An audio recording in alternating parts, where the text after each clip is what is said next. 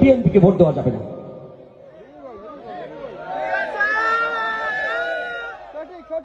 কারণ বিএনপি দলকে ভালোবাসি, কিন্তু ওই ব্যক্তি আমার ধর্মকে অবমাননা করছে। দলকে আমি ঘৃণা করছি না, ওই ব্যক্তিকে আমি ঘৃণা করি, কোন দলকে নয়।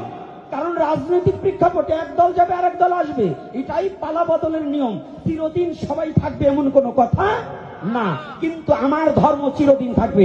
আমার ধর্মকে এত বড় সাহস পেল কি করে হারুনুর রশিদ? ওর বাবার জন্মের আগে আমার সনাতন ধর্ম ওর এত বড় পাওয়ারটা দিয়েছে কে?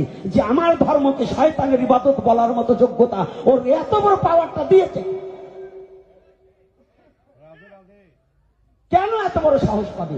আমি সনাতনীদের জানিয়ে রাখতে চাই, যতদিন পর্যন্ত এই জাতীয়তাবাদী বিএনপি দল এর বিচার এবং এর সাহায্য না দেবে এবং না করবে, আমরা তাদের পক্ষপাতিত্ব হব না।